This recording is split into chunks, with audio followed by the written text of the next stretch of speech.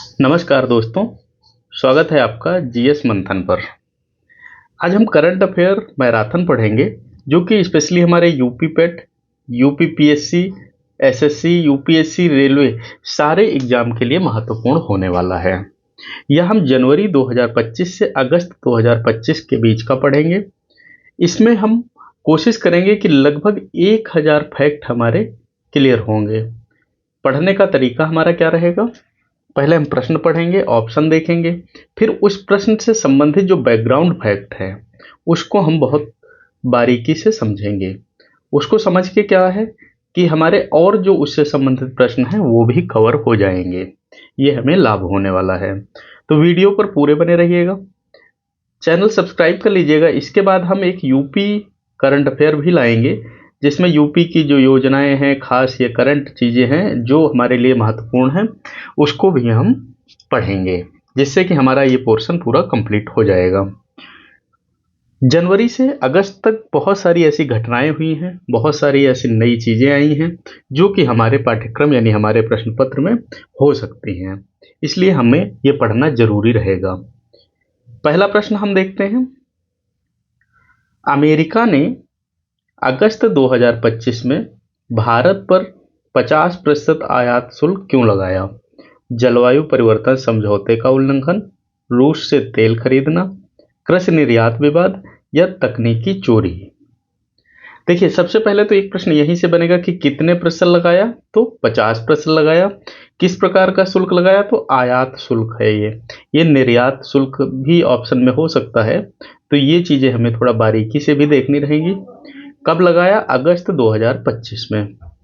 तो अब ये हमारे लिए महत्वपूर्ण रहने वाला है कि अमेरिका ने हमारे भारत पर 50% आयात शुल्क क्यों लगाया है।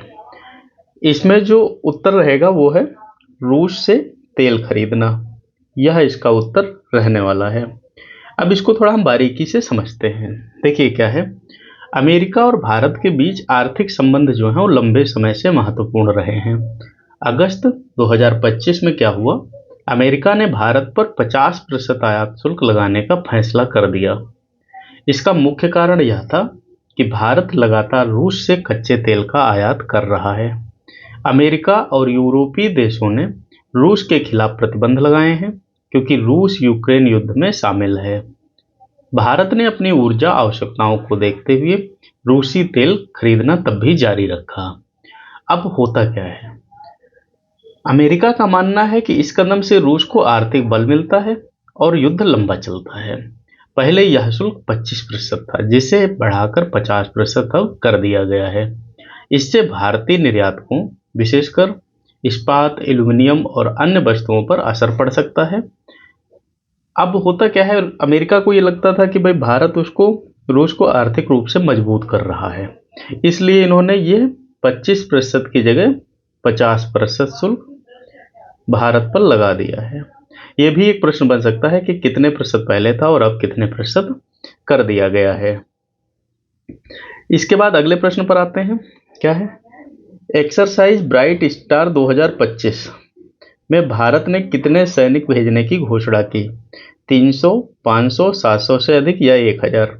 एक्सरसाइज ब्राइट स्टार 2025 ये इंपॉर्टेंट प्रश्न है। इस एक्सरसाइज के भी बारे में हम पढ़ेंगे। कितने सैनिक भेजने की घोषणा की है? ये इसने किया है 1000 सैनिकों को भेजने की घोषणा। नहीं, इसमें 700 से अधिक सैनिक भेजे हैं, पूरे 1000 संख्या नहीं है, इसलिए इसमें हम 700 प्लस सैनिक भेजने की घोषणा किया है इसने। अब हम इसको पहले समझ लेते हैं कि क्या है सिस्टम 1000 और 700 का। एक्सरसाइज ब्राइट स्टार 2025 एक बहुपक्षीय सैन्य अभ्यास है। क्या है ये? बहुपक्षीय सैन्य अभ्यास है। ठीक है, अब मिस्र में आयोजित किया जा रहा है ये। इसमें अमेरिका, भारत, सऊदी अरब, ग्रीस सहित कई देश भाग ले रहे हैं। भारत ने इसमें 700 से अधिक सैनिक भेजने की घोषणा की है। यह भारत के लिए महत्वपूर्ण है क्योंकि इस प्रकार के अभ्यासों में हिस्सा लेने से भारतीय सेनाओं को युद्ध तकनीक, रणनीतियां और बहुत सारी ऐसी चीजें समझ में आती हैं। भारत का मुख्य उद्देश्य इसमें क्या है? उसकी सेना संयुक्त अभ्यासों से बेहतर तैयारी करे और विदेशी सेनाओं के साथ तालमेल बना सके। 700 से अधिक सैनिक भेजना यह दर्शाता है कि भारत अपनी भूमिका को केवल प्रतीकात्मक नहीं रखना चाहता, बल्कि सक्रिय भागीदारी से वैश्विक सुरक्षा ढांचा में योगदान देना चाहता है। तो ये कहाँ आयोजित हो रहा है? मिस्र में। कहाँ आयोजित हो रहा है? ये भी प्रश्न हमसे पूछा जाएगा। मिस्र में। एक प्रश्न इसमें हमसे क्या बनेगा कि कौन कौन से देश हैं? तो भारत है, सऊदी अरब है, ग्रीस के इस ग्रीस के भी देश इसमें शामिल हैं। संयुक्त अभ्यास ये है। तो कितने सैनिक हो गए? 700। अगले प्रश्न पर आते हैं। रक्षा मंत्री राजनाथ सिंह ने हाल ही में किस महत्वाकांक्षी परियोजना के विकास की घोषणा की? 6वीं पीढ़ी विमान, 5वीं पीढ़ी लड़ाकू विमान, परमाणु पनडुब्बी या हाइपरसोनिक ड्रोन। राजनाथ सिंह जी ने किसकी घोषणा की है? ये की है 5वीं पीढ़ी लड़ाकू विमान की घोषणा की है। होता क्या है इसमें? रक्षा मंत्री राजनाथ सिंह ने कहा कि भारत जल्द ही अपनी 5वीं पीढ़ी का लड़ाकू विमान और स्वदेशी जेट इंजन विकसित करेगा। यह घोषणा भारतीय रक्षा आत्मनिर्भरता की दिशा में बहुत बड़ा एक कदम है। अभी तक जो है हमारे पास चौथी पीढ़ी में कौन कौन से हैं? सुखोई 30 MKI, तेजस आदि का उपयोग हम कर रहे हैं। 5वीं पीढ़ी के विमान अत्याधुनिक स्टील तकनीक, सुपरसोनिक गति, बेहतर इलेक्ट्रॉनिक युद्ध क्षमता और नेटवर्क केंद्रित ऑपरेशन से लैस होंगे। दुनिया में केवल कुछ ही देश जैसे अमेरिका, रूस, चीन के पास 5वीं पीढ़ी के विमान हैं और अब इसमें भारत भी सम्मिलित होगा। 4 पीढ़ी तक हम पहुंच गए हैं, अब हम 5वीं में प्रवेश कर रहे हैं। अगला प्रश्न देखते हैं। फिच ने भारत की सॉवरेन रेटिंग को किस स्तर पर बनाए रखा? AAA, AA+, BBB- या BB+? तो इसमें जो हमारा उत्तर बनेगा BB-। फिच ने सॉवरेन रेटिंग में हमें कौन सा स्तर दिया है? BB-। रेटिंग एजेंसी फिच ने अगस्त 2025 में भारत की सॉवरेन क्रेडिट रेटिंग को BBB- पर बनाए रखा। यह निवेश ग्रेड की सबसे निचली श्रेणी है, लेकिन इसका मतलब यह है भारत अभी भी निवेश योग्य श्रेणी में है। फिच ने कहा कि भारत की अर्थव्यवस्था मजबूत है और वित्तीय वर्ष 25-26 में 6.5% विकास दर हासिल कर सकती है। एजेंसी ने भारत की मजबूती, जनसंख्या, उभरते बाजार और सरकारी निवेश योजनाओं को सकारात्मक माना है। उच्च राजकोषीय घाटा और सब्सिडी बोझ जो है भारत की रेटिंग पर प्रभाव डालता है। तो इस प्रकार देखो इसमें क्या हो गया कि हम इस रेटिंग में निचले पायदान पर हैं, लेकिन फिर भी योग्य हैं अभी, और उम्मीद है कि जब हम 6.5% की दर से ग्रोथ करेंगे तो हम इसमें आगे बढ़ जाएंगे। विदेश मंत्री जयशंकर, अगला प्रश्न है, विदेश मंत्री जयशंकर ने किस मंच पर आपूर्ति श्रृंखला विविधता की आवश्यकता बताई? BRICS, ET world leadership forum 2025, UN महासभा या G20 शिखर सम्मेलन? तो इसका जो उत्तर है वह है ET वर्ल्ड लीडरशिप फोरम 2025। क्या है? ET world leadership forum 2025। विदेश मंत्री कौन है? एस जयशंकर हैं। इन्होंने ET वर्ल्ड लीडरशिप फोरम 2025 में कहा कि हाल के अनुभवों में यह स्पष्ट हो गया है कि किसी भी देश को एक ही बाजार या स्रोत पर निर्भर नहीं रहना चाहिए। यह बयान खासकर महामारी और रूस यूक्रेन युद्ध के बाद आई वैश्विक आपूर्ति संकट को ध्यान में रखकर दिया गया। कोविड काल में चीन पर अत्यधिक निर्भरता ने पूरे दुनिया की आपूर्ति श्रृंखलाओं को प्रभावित किया। इसी प्रकार रूस की यूरोप की गैस निर्भरता ने बड़ा संकट खड़ा किया। भारत की मेक इन इंडिया और PLI स्कीम भी इसी दिशा में एक मजबूत कदम है। तो ये वहां पर कहा गया। अगले प्रश्न पर आते हैं। भारत ने हाल ही में पाकिस्तान को किस मुद्दे पर आधिकारिक चेतावनी भेजी? आतंकवाद, बाढ़ की स्थिति, व्यापार विवाद या जल विवाद? तो इसमें जो उत्तर होगा वह है बाढ़ की स्थिति। क्या है? अगस्त 2025 में भारत ने पाकिस्तान को बाढ़ संबंधी चेतावनी जारी की। मानसून के दौरान उत्तरी भारत में नदियों का जलस्तर तेजी से बढ़ा और इससे पाकिस्तान के सिंध और पंजाब क्षेत्रों में भी खतरा उत्पन्न हुआ। भारत द्वारा इस तरह का संदेश भेजना कई महीनों में पहली बार हुआ है, क्योंकि दोनों देशों के बीच संबंध तनावपूर्ण अभी बने हुए हैं। तो जो बाढ़ की स्थितियां थी उसमें एक आधिकारिक चेतावनी दी गई है कि भाई अपनी व्यवस्था थोड़ा सुदृढ़ करिए आप। अगला प्रश्न है, प्रस्तावित 130वें संविधान संशोधन में प्रधानमंत्री या मुख्यमंत्री को किस स्थिति में पद से हटाया जा सकेगा, यानी पद त्याग पत्र देने पर, 30 दिन की गिरफ्तारी होने पर, अविश्वास प्रस्ताव पारित होने पर या सुप्रीम कोर्ट के आदेश पर। तो इसका उत्तर होगा 30 दिन की गिरफ्तारी होने पर। 130वां, पहले तो यही पूछ लेगा कौन सा संविधान संशोधन है। तो 100 संविधान संशोधन विधेयक के तहत यह प्रस्ताव किया गया कि यदि प्रधानमंत्री या मुख्यमंत्री को 30 दिन या उससे अधिक समय तक गिरफ्तार किया जाता है तो वह पद पर नहीं रहेंगे। यह व्यवस्था जवाबदेही और लोकतांत्रिक पारदर्शिता को मजबूत करने के लिए लाई गई है। तो हालांकि इसका कुछ आलोचक कह रहे हैं कि इसका दुरुपयोग हो सकता है, लेकिन यह किस लिए लाया गया, हमारे लिए ये प्रश्न है। तो ये लाया गया 30 दिन की गिरफ्तारी होने पर। अगला प्रश्न है,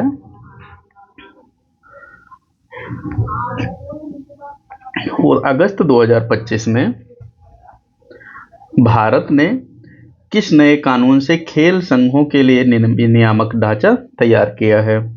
राष्ट्रीय खेल विकास कोड, खेल नियामक अधिनियम, राष्ट्रीय खेल शासन अधिनियम 2025 या खेल प्राधिकरण अधिनियम।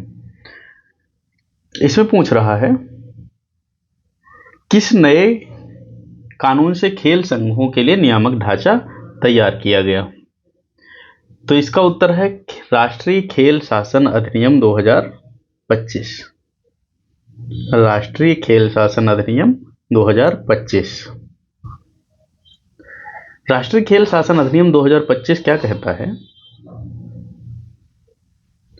यह अधिनियम बताता है कि पारदर्शिता, जवाबदेही और व्यावसायिकता, ये 3 खेलों के लिए बहुत महत्वपूर्ण स्तंभ हैं। लंबे समय से खेल संघों में भ्रष्टाचार, भाई भतीजावाद, ऐसी बहुत सारी समस्याएं देखने को मिल रही हैं, जिसकी वजह से खेल की जो छवि है, भारत के खेल की छवि, ये खराब होती जा रही है। तो इसलिए यह अधिनियम लाया गया है, जिससे कि कुछ ढांचा बनाया जाएगा और उस चीज को कंट्रोल किया जाएगा। हाल ही में आयोजित खेलो इंडिया वाटर स्पोर्ट फेस्टिवल कहाँ शुरू हुआ? गोवा, जम्मू कश्मीर की डल झील, वाराणसी या केरल? खेलो इंडिया वाटर झील मतलब वाटर स्पोर्ट फेस्टिवल, ये महत्वपूर्ण प्रश्न है। तो यह कहाँ होता है? जम्मू कश्मीर की डल झील में। जम्मू कश्मीर की डल झील में। अगस्त 2025 में पहला, देखो पहली चीज ये पहला है, खेलो India water sport festival Jammu Kashmir की प्रसिद्ध डल झील में शुरू हुआ।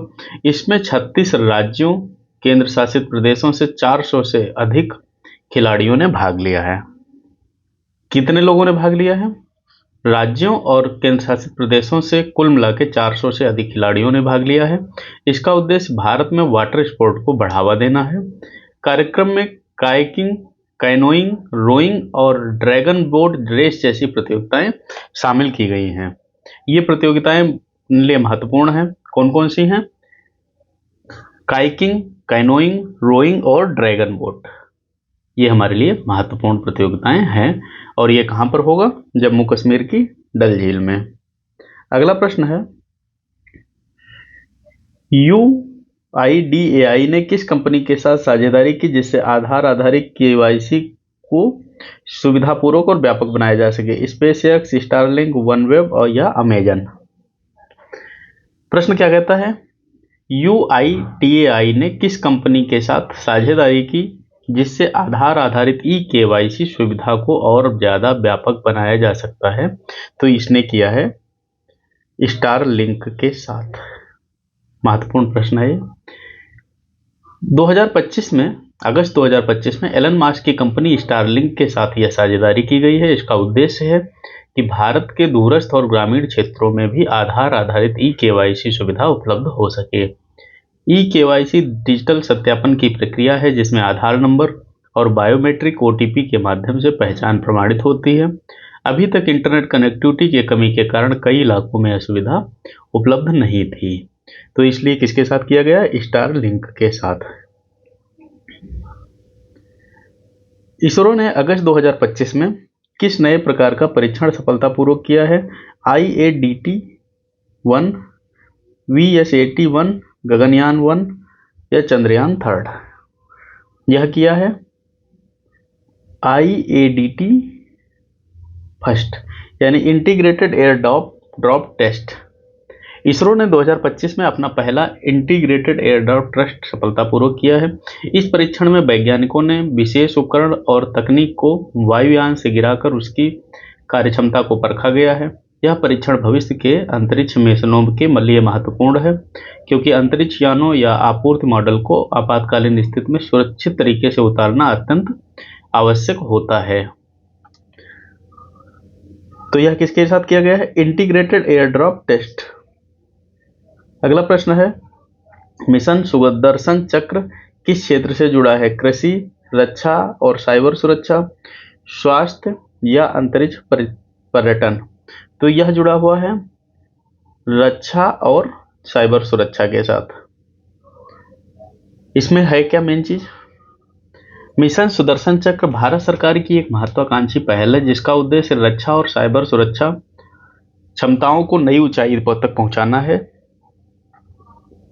इस मिशन के अंतर्गत AI, quantum computing, cyber defence और अत्याधुनिक मिसाइल तकनीक पर जोर दिया जा रहा है। आधुनिक समय में युद्ध केवल मैदान तक सीमित नहीं है, साइबर स्पेस में भी कई बार आपने देखा होगा, अब जो लड़ाइयाँ होती हैं साइबर स्पेस के माध्यम से होती है, यानी इंटरनेट के माध्यम से होती हैं। तो इसलिए यह किससे संबंधित हो गया? रक्षा और साइबर सुरक्षा से संबंधित। भारत ने किस कानून से पुराने इंडियन पोर्ट एक्ट 1908 को बदल दिया है? Coastal regulation act, Indian port act 2025, maritime safety act, port development act? तो इसका सही उत्तर क्या है? इंडियन पोर्ट एक्ट 2025, यह इसका उत्तर है। इंडियन पोर्ट एक्ट 2025 ने 1908 के ब्रिटिश कालीन कानून को बदल दिया है। इस नए अधिनियम का उद्देश्य भारत के बंदरगाह क्षेत्र को आधुनिक आवश्यकताओं के अनुरूप बनाना है। इसमें बंदरगाह प्रबंधन, पर्यावरण सुरक्षा, डिजिटल तकनीक और निवेश पर विशेष ध्यान दिया जाएगा। तो इस प्रकार यह किससे बदला जाएगा? इंडियन पोर्ट एक्ट 2025 से। इनकम टैक्स एक्ट 2025 कब से लागू होगा? यह कब से लागू हुआ है? तो यह लागू होगा 1 अप्रैल 2026 से। इनकम टैक्स एक्ट 2025 संसद द्वारा पारित किया गया और राष्ट्रपति की मंजूरी के बाद इसे घोषित किया गया है। यह कानून 1 अप्रैल 2026 से लागू होगा। इसका उद्देश्य है आयकर प्रणाली को सरल, पारदर्शी और आधुनिक बनाना। पुराने आयकर अधिनियम में कई जटिल प्रावधान थे जिसे हटाकर नए कानून में सरल भाषा और स्पष्ट नियम रखे गए हैं। तो यह कब से होगा? 1 अप्रैल 2026 से। ऑनलाइन गेमिंग को नियंत्रित करने के लिए कौन सा कानून पारित किया गया है? Online games regulation act, digital gaming act, promotion and regulation of online gaming act 2025 या स्पोर्ट गवर्नेंस एक्ट? तो यह कौन सा है? Promotion and regulation of online gaming act 2025। आपने देखा होगा कि आजकल बहुत ज़्यादा गेमिंग की बहुत इंडस्ट्री बढ़ गई है। इसके साथ कई चुनौतियां भी जुड़ी हैं। इसमें आपने देखा होगा कि लत लोगों को लग जाती है, कई लोगों के साथ फ्रॉड हो जाता है, पैसे का लेन देन में फ्रॉड हो जाता है। बच्चे कई सुसाइड कर लिए हैं इसके चक्कर में। जैसे उन्होंने क्या किया, पैसा अपना खर्च कर दिया मम्मी पापा के अकाउंट से, उसके बाद उन्होंने डर के मारे सुसाइड कर दिया। इन सब चीज़ों को रोकने के लिए या इन पर कंट्रोलिंग करने के लिए सरकार ने एक एक्ट पास किया, promotion and regulation of online gaming act 2025। इस अधिनियम में क्या बताया गया? ऑनलाइन गेमिंग कंपनियों के लिए लाइसेंस प्रणाली लागू की गई है। यह सुनिश्चित करेगा कि केवल अधिकृत कंपनियां ही गेमिंग सेवाएं प्रदान कर सकेंगी। साथ में इसमें खिलाड़ियों की सुरक्षा डाटा प्राइवेसी और नशे से बचाव के लिए कई प्रावधान शामिल किए गए हैं। यह ई स्पोर्ट को बढ़ावा देगा। और क्या है कि जैसे पहले इलीगल इलीगल नहीं कहेंगे, लेकिन पहले जो बहुत सारे प्लेटफॉर्म हो गए थे जिनका कुछ का मानक था, कुछ का मानक नहीं था, और वो हमारे लिए, समाज के लिए बहुत दिक्कत पैदा कर रहे थे। अगला प्रश्न क्या है, हाल ही में चंद्रयान 3 मिशन को किस श्रेणी में भारत ने सफलता दिलाई? सौर ऊर्जा परीक्षण, चंद्रमा पर सॉफ्ट लैंडिंग, मंगल पर उपग्रह प्रक्षेपण या अंतरिक्ष पर्यटन? तो इसने किसने दिलाई? चंद्रमा पर सॉफ्ट लैंडिंग। चंद्रयान 3 मिशन जो है भारतीय अंतरिक्ष अनुसंधान संगठन यानी इसरो की सबसे बड़ी उपलब्धियों में से एक है। 23 अगस्त 2023 को भारत ने चंद्रमा के दक्षिणी ध्रुव पर सॉफ्ट लैंडिंग की थी। 23 अगस्त 2023 किस पर की थी? दक्षिणी ध्रुव पर। ये भी आपके लिए महत्वपूर्ण है, थोड़ा इसको देख लेना। इसके बाद क्या होता है, भारत वह पहला देश बना जिसने इस कठिन क्षेत्र पर लैंडिंग की है। इस मिशन में लैंडर विक्रम और रोवर प्रज्ञान शामिल थे। लैंडर कौन थे? विक्रम। और रोवर कौन सा था? प्रज्ञान। चंद्रमा की सतह की संरचना, खनिज और भूकंपीय गतिविधियों का अध्ययन इसके मुख्य उद्देश्य थे। इस उपलब्धि ने भारत की अंतरिक्ष शक्ति को विश्व स्तर पर और मजबूत किया। अमेरिका, रूस और चीन के बाद भारत चौथा देश बना जो सफलता पर, मतलब चंद्रमा पर सफलतापूर्वक लैंडिंग जिसने की थी। अगला प्रश्न देखते हैं, G20 शिखर सम्मेलन 2023 की मेजबानी किस देश ने की थी? Bharat, Indonesia, America, Japan? तो यह किया था भारत ने। भारत ने किया था।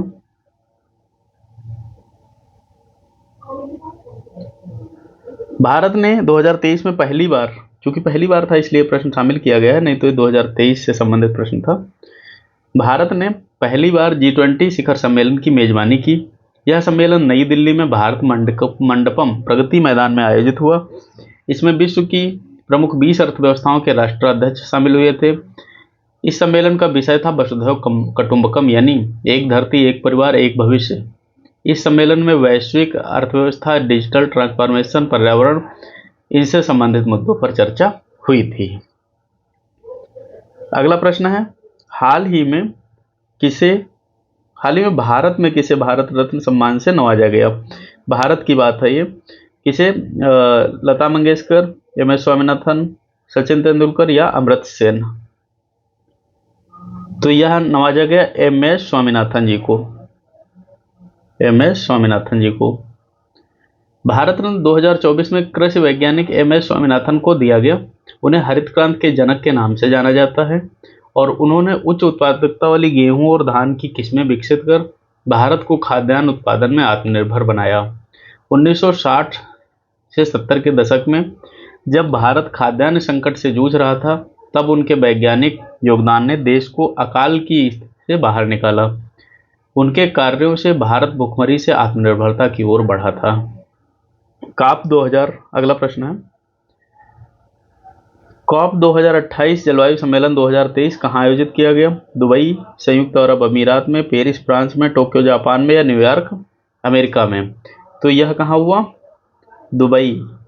दुबई में हुआ था।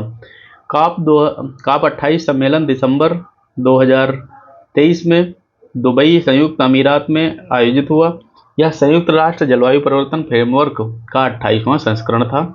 इसका उद्देश्य क्या था? तापमान वृद्धि को 1.5 डिग्री सेंटीग्रेड तक सीमित करना। हाल ही में, अगला प्रश्न है, हाल ही में अंतर्राष्ट्रीय सौर गठबंधन ISA का मुख्यालय कहाँ स्थित है? किया गया, यानी Paris, Gurgaon Bharat, London, New York? तो ये कहाँ पर है? गुरुग्राम में। ISA का हेड ऑफिस आपसे पूछा जा सकता है क्योंकि अपने ये इंडिया में है और हमारे लिए महत्वपूर्ण है। यह वैश्विक संगठन है। इसकी स्थापना कब की गई थी? 2015 में। किसने की थी? भारत और फ्रांस के सहयोग से। भारत और फ्रांस के सहयोग से इसकी स्थापना 2015 में की गई थी और इसमें अब तक कितने हैं? 110 देश सदस्य हैं। अगला प्रश्न है,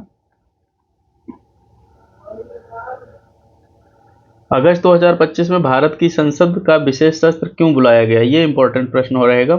राष्ट्रपति चुनाव के लिए, समान नागरिक संहिता चर्चा के लिए, महिला आरक्षण विधेयक को लागू करने के लिए, आर्थिक संकट पर विचार करने के लिए।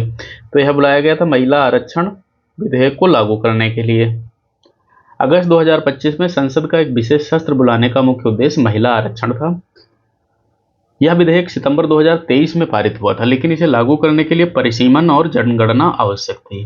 2025 तक जनगणना और सीमांकन का कार्य आरंभ हो चुका है, जिससे विधेयक लागू होने की राह साफ हो गई है। इसमें क्या कहा गया है, लोकसभा और राज्यसभा विधानसभाओं में 33% सीटें जो है महिलाओं के लिए आरक्षित होनी हैं। 33% भी पूछ लिया जा सकता है। यह भी पूछ लिया जा सकता है कि संसद का विशेष सत्र कब बुलाया गया। अगला प्रश्न है, जुलाई 2025 में किस देश ने भारत को हाइपरसोनिक मिसाइल तकनीक साझा करने पर सहमति दी? रूस, अमेरिका, फ्रांस, जापान। किसने दी थी? रूस ने। जुलाई 2025 में रूस ने भारत के साथ रक्षा समझौता बढ़ाते हुए हाइपरसोनिक मिसाइल तकनीक साझा करने पर सहमति दी थी। यह समझौता भारत की सामरिक क्षमता को बढ़ाने की दिशा में कदम माना जाता है। और इससे पहले देखिए, भारत जो है पहले से ब्रह्मोस मिसाइल में रूस का साझेदार रह चुका है। अगला प्रश्न क्या है, अप्रैल 2025 में भारतीय अंतरिक्ष अनुसंधान संगठन इसरो ने किस मिशन के तहत पहली बार स्पेस स्टेशन डॉकिंग सफलतापूर्वक किया? Gaganyaan, space dock 25, Bharat station mission और अंतरिक्ष सहयोग परियोजना।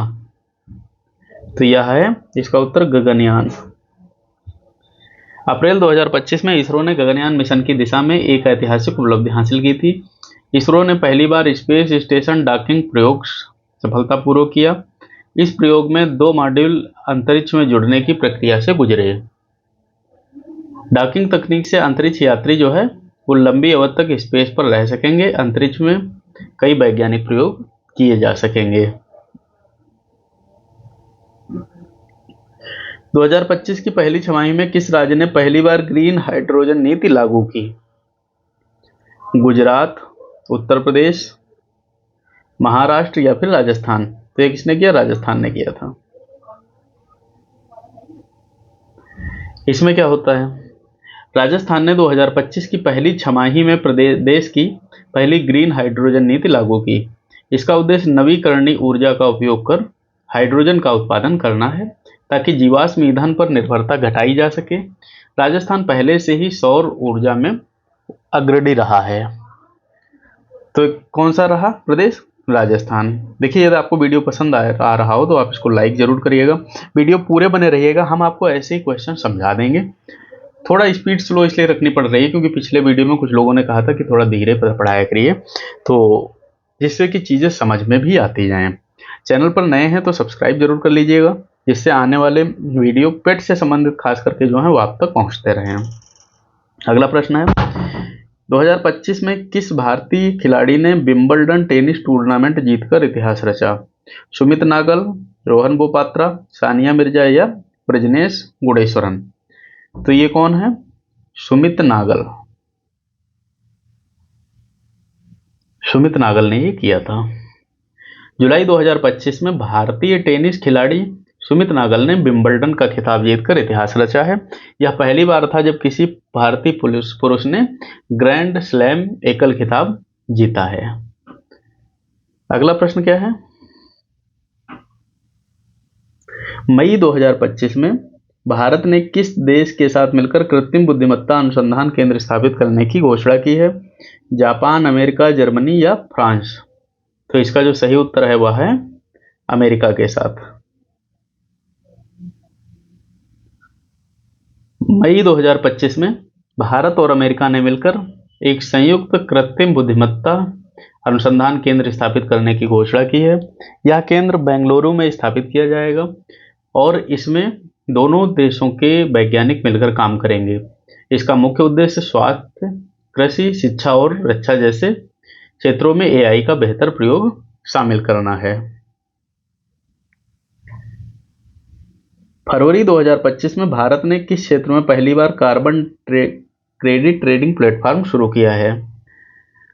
दिल्ली, मुंबई, अहमदाबाद या फिर लखनऊ?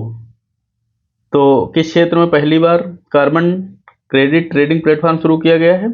यह शुरू किया गया है अहमदाबाद में। फरवरी 2025 में होता क्या है, अहमदाबाद को भारत का पहला शहर बनाया गया जहां कार्बन क्रेडिट ट्रेडिंग प्लेटफॉर्म शुरू किया गया।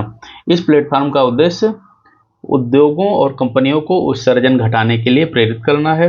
यदि कोई कंपनी अपने निर्धारित कार्बन उत्सर्जन से कम प्रदूषण करती है तो उसे कार्बन क्रेडिट दिया जाएगा। अगला प्रश्न है, जून 2025 में भारत ने किस देश को पछाड़कर वैश्विक मोबाइल निर्माण केंद्र में बनने का दर्जा प्राप्त किया? चीन, वियतनाम, बांग्लादेश या दक्षिण कोरिया? इसका उत्तर है चीन। जून 2025 में भारत ने मोबाइल निर्माण क्षेत्र में चीन को पीछे छोड़ दिया है और दुनिया का सबसे बड़ा मोबाइल उत्पादक केंद्र बन गया है। भारत सरकार की मेक इन इंडिया और प्रोडक्शन लिंक्ड इंसेंटिव योजना का यह बड़ा परिणाम है। एप्पल, सैमसंग और शियोमी जैसी कंपनियों ने अपने बड़े उत्पादन केंद्र भारत में शिफ्ट कर लिए हैं। अगला प्रश्न क्या है, अप्रैल 2025 में किस भारतीय फिल्म ने ऑस्कर पुरस्कार जीतकर इतिहास रच दिया? चैलेंज, पृथ्वी, स्वतंत्रता या नमस्ते वर्ल्ड? तो यह कौन सी फिल्म है? पृथ्वी। अप्रैल 2025 में भारतीय फिल्म पृथ्वी ने ऑस्कर पुरस्कार जीतकर इतिहास रच दिया है। यह फिल्म सर्वश्रेष्ठ अंतर्राष्ट्रीय फीचर फिल्म श्रेणी में विजेता बनी है। फिल्म का निर्देशन एक भारतीय निर्देशक ने किया था और इसकी कहानी जलवायु परिवर्तन और पर्यावरण संरक्षण पर आधारित थी। यह भी आपसे पूछा जा सकता है कि इसमें मुख्य रूप से कौन सी चीज दिखाई गई है।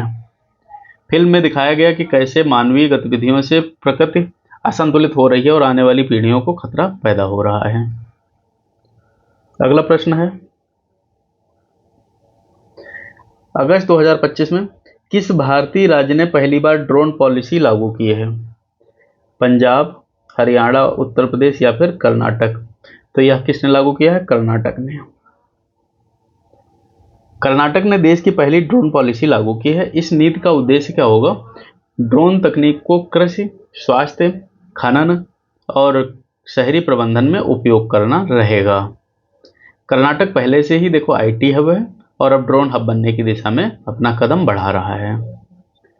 अगला प्रश्न कौन सा है,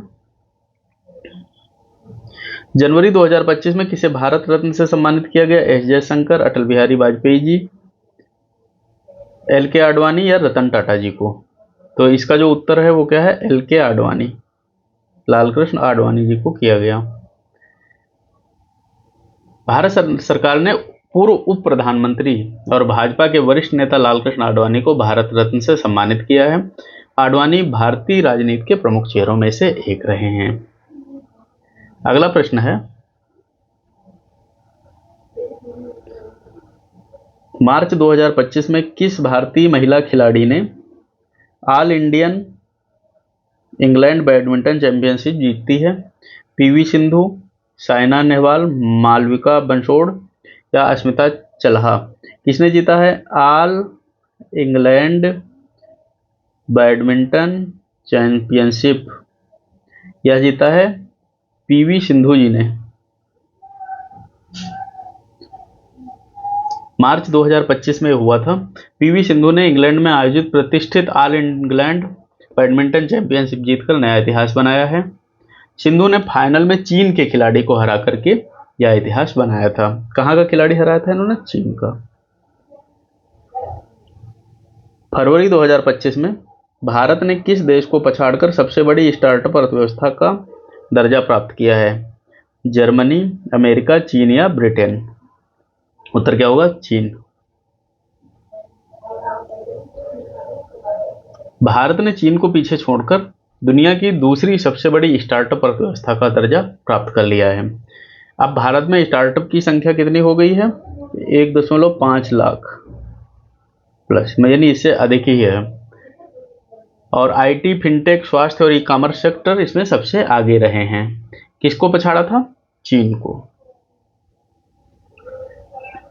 जुलाई 2025 में भारत ने पहली बार किस ग्रह पर मानव रहित मिशन भेजा? शुक्र, मंगल, बृहस्पति या चंद्रमा? तो किस पर भेजा? शुक्र ग्रह पर इसरो ने भेजा है। शुक्रयान एक नामक मानव रहित मिशन सफलतापूर्वक प्रक्षेपित किया गया है। यह मिशन भारत का पहला प्रयास था शुक्र ग्रह की सतह और वायुमंडल का अध्ययन करने का। इसमें विशेष सेंसर और कैमरे लगाए गए हैं जो ग्रह के तापमान, बादल और गैसों की संरचना की जानकारी देंगे। अगला प्रश्न है, जून 2025 में किस शहर में G20 शिक्षा मंत्रियों की बैठक हुई? भोपाल, नई दिल्ली, बेंगलुरु, जयपुर? तो ये हुआ है भोपाल में। भोपाल में होती है बैठक, ठीक है, जून में होती है भोपाल में। G20 शिक्षा मंत्रियों की बैठक आयोजित की गई। इस बैठक में 20 देशों के प्रतिनिधियों ने भाग लिया। मुख्य एजेंडा डिजिटल शिक्षा को आगे बढ़ाने का था। अगला प्रश्न है, मई 2025 में किस भारतीय वैज्ञानिक को न्यूटन पुरस्कार मिला?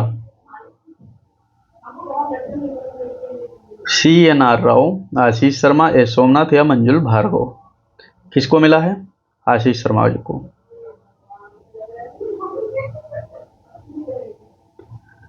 भारतीय वैज्ञानिक डॉक्टर आशीष शर्मा को ब्रिटेन द्वारा प्रतिष्ठित न्यूटन पुरस्कार से सम्मानित किया गया। उन्होंने सौर ऊर्जा और नवीकरणीय स्रोतों के क्षेत्र में अनोखा शोध किया था। किस क्षेत्र में किया था? सौर ऊर्जा और नवीकरणीय क्षेत्र में। अगस्त 2025 में किस राज्य ने महिला उद्यमिता नीति लागू की? राजस्थान, महाराष्ट्र, उत्तर प्रदेश या गुजरात? तो यह लागू की है राजस्थान ने। किसने किया? राजस्थान ने। अगस्त 2025 में राजस्थान सरकार ने पहली बार महिला उद्यमिता नीति लागू की। इस नीति का उद्देश्य महिलाओं को उद्योग और व्यवसाय में प्रोत्साहन देना है। राजस्थान जैसे राज्य में जहां ग्रामीण क्षेत्रों में महिलाएं रोजगार के अवसर तलाशती हैं, यह नीति उनमें बदलाव लाएगी। अगला प्रश्न है, मार्च 2025 में भारत ने किस क्षेत्र में नया सुपर कंप्यूटर अग्नि लॉन्च किया? रक्षा अनुसंधान, मौसम पूर्वानुमान, स्वास्थ्य शिक्षा या स्वास्थ्य के लिए या शिक्षा के लिए? तो यह किया गया मौसम पूर्वानुमान। अग्नि पूछा जाएगा, ये मिसाइल भी है एक अग्नि और अब एक सुपर कंप्यूटर भी हो जा गया है, ठीक है। तो मौसम विज्ञान के क्षेत्र में नया सुपर कंप्यूटर अग्नि लॉन्च किया गया। इसकी क्षमता दुनिया के शीर्ष कंप्यूटरों में मानी जाती है। यह सिस्टम चक्रवात, मानसून, जलवायु परिवर्तन की सटीक भविष्यवाणी करने में मदद करने वाला है। अप्रैल 2025 में किस भारतीय कंपनी ने पहली बार इलेक्ट्रिक विमान का सफल परीक्षण किया? Tata air space, Hindustan aeronautics limited, Mahindra arrow या आदित्य एरोटेक? किसने किया है? HAL ने, यानी हिंदुस्तान एरोनॉटिक्स लिमिटेड ने। भारत का पहला इलेक्ट्रिक विमान सफलतापूर्वक उड़ाकर इतिहास रच दिया। यह विमान छोटी दूरी की उड़ानों के लिए विकसित किया गया है और पूरी तरह बैटरी पर आधारित है। इसका उद्देश्य प्रदूषण कम करना, ईंधन पर निर्भरता घटाना। इस परियोजना को घरेलू इंजीनियर और स्टार्टअप ने मिलकर बनाया है। जुलाई 2025 में भारत ने किस देश के साथ हाइड्रोजन ऊर्जा समझौता किया? जापान, सऊदी अरब, जर्मनी या ऑस्ट्रेलिया? तो यह किसके साथ किया गया है? ऑस्ट्रेलिया के साथ। जुलाई 2025 में भारत और ऑस्ट्रेलिया ने ग्रीन हाइड्रोजन ऊर्जा सहयोग समिति पर हस्ताक्षर किए। इस समझौते का उद्देश्य स्वच्छ ऊर्जा उत्पादन करने और निर्यात को बढ़ावा देने के लिए किया गया है। अगला प्रश्न है, जुलाई 2025 में भारत ने किस देश के साथ मिलकर ग्रीन एनर्जी कॉरिडोर समझौते पर हस्ताक्षर किए? जर्मनी, फ्रांस, यूके या फिर ऑस्ट्रेलिया? तो यह किया है जर्मनी के साथ।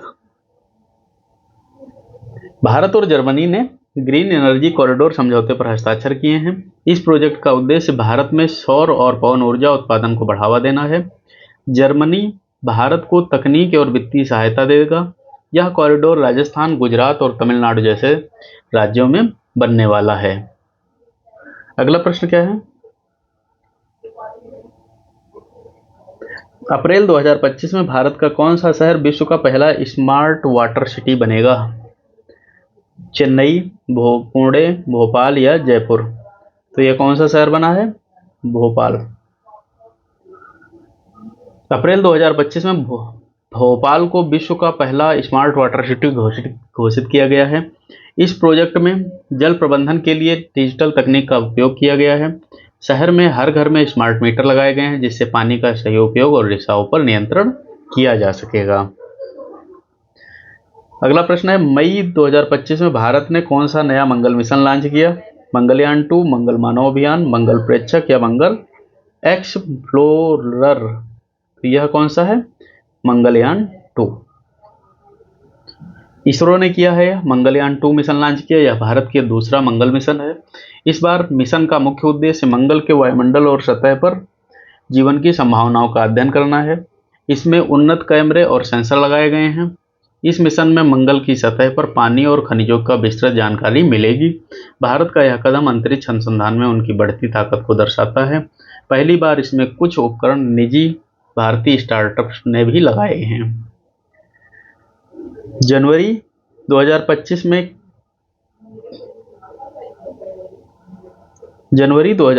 में किस राज्य ने पहली बार डिजिटल कृषि बाजार ई एग्री मार्केट शुरू किया? महाराष्ट्र, उत्तर प्रदेश, बिहार या तमिलनाडु? तो यह किसने शुरू किया है? उत्तर प्रदेश ने। उत्तर प्रदेश सरकार ने देश का पहला डिजिटल कृषि बाजार शुरू किया। इस प्लेटफॉर्म के माध्यम से किसान सीधे खरीदारी कंपनियों से जुड़ सकेंगे। किसानों को उनके उत्पाद का उचित दाम भी मिलेगा। अगला प्रश्न क्या है? मार्च 2025 में भारत ने किस क्षेत्र में पहला क्वांटम कंप्यूटिंग सेंटर खोला? बेंगलुरु, पुणे, हैदराबाद या फिर दिल्ली? तो यह कहाँ खोला गया है? हैदराबाद में। भारत का पहला क्वांटम कंप्यूटिंग सेंटर हैदराबाद में खोला गया। इस सेंटर का स्थापना जो है भारत सरकार और निजी टेक कंपनियों के सहयोग से की गई है। तो अगला प्रश्न जो है, जून 2025 में भारत ने किस देश के साथ डिजिटल करेंसी सहयोग समझौता किया? Japan, America, Singapore, UAE? तो यह किया गया है यूएई के साथ। ठीक है। जून 2025 में भारत और यूएई ने मिलकर डिजिटल करेंसी सहयोग समझौता किया है। इसका उद्देश्य दोनों देशों के बीच व्यापार को डिजिटल मुद्रा से करना है। भारत की ई रुपया और यूएई की डिजिटल दिरहम को इस व्यवस्था में शामिल किया गया है। ये भी पूछा जाएगा किसको किसको शामिल किया गया है। फरवरी 2025 में भारत ने पहली बार किस राज्य में हाइड्रोजन ट्रेन चलाई? हरियाणा, महाराष्ट्र, उत्तर प्रदेश या गुजरात में? तो यह चलाई गई है हरियाणा में। भारत की पहली हाइड्रोजन ट्रेन जो है हरियाणा में शुरू की गई। यह ट्रेन पूरी तरह से स्वच्छ ऊर्जा पर आधारित है और यह डीजल या कोयले पर निर्भर नहीं है। तो ये हमारे लिए महत्वपूर्ण प्रश्न बनेगा। मई 2025 में भारत ने कौन सी नई डिजिटल शिक्षा नीति लागू की? शिक्षा 5.0, डिजिटल एजुकेशन 2030, ई लर्निंग या ज्ञान संचार नीति? तो यह कौन सी है? शिक्षा 5.0। मई 2025 में भारत सरकार ने नई शिक्षा 5.0 नीति लागू की। इसका उद्देश्य शिक्षा में तकनीक का अधिकतम उपयोग करना। इसमें वर्चुअल क्लासरूम, एआई आधारित लर्निंग, डिजिटल परीक्षा प्रणाली को अपनाया गया है। अगला प्रश्न है, अगस्त 2025 में किस भारतीय खिलाड़ी ने विश्व एथलेटिक्स चैंपियन में स्वर्ण पदक जीता? नीरज चोपड़ा, प्रियांशु राघव, ज्योति याराजी या तेजस्वी शंकर? किसने जीता है? नीरज चोपड़ा जी ने। भारत के नीरज चोपड़ा ने विश्व एथलेटिक चैंपियनशिप में स्वर्ण पदक जीतकर इतिहास रचा है। 90 मीटर से लंबा भाला फेंककर उन्होंने यह उपलब्धि हासिल की है। अगला प्रश्न क्या है, जनवरी 2025 में किस राज्य ने महिला उद्यमिता मिशन शुरू किया? राजस्थान, केरल, उड़ीसा या पश्चिम बंगाल? तो यह किया है केरल ने। किसने किया है? केरल ने। केरल सरकार ने महिला उद्यमिता मिशन की शुरुआत की। इस योजना का उद्देश्य महिलाओं को व्यवसाय शुरू करने में मदद करना और इसमें जो है सस्ती ऋण सुविधा, प्रशिक्षण, बाजार उपलब्ध कराने का संकल्प लिया जाएगा। इसमें 5 साल में 1 लाख महिला उद्यमियों को तैयार किया जाएगा। इसलिए यह किसने शुरू किया है? केरल राज्य ने। तो आज तक का करंट अफेयर हम यहीं पर ख़त्म करते हैं। छोटे छोटे हम आपको वीडियो देते रहेंगे, जिनमें क्या है फैक्ट हम आपके ज़्यादा क्लियर करने की कोशिश करेंगे। यह हमारा पहला चरण था, हम अभी 2 चरणों में इसको और देंगे, जिससे कि आपका पूरा करंट अफेयर कंप्लीट हो जाए। यदि चैनल आपने सब्सक्राइब नहीं किया है तो सब्सक्राइब कर लीजिएगा, जिससे कि सटीक आपको वही प्रश्न मिल सकें जो आपकी परीक्षाओं से संबंधित महत्वपूर्ण हैं। पसंद आए तो आप इसको लाइक करिएगा, शेयर करिएगा, जिससे और लोगों को भी लाभ हो सके। दूसरा वीडियो हम जल्दी ही लाएंगे, आप चैनल पर बने रहिएगा। धन्यवाद।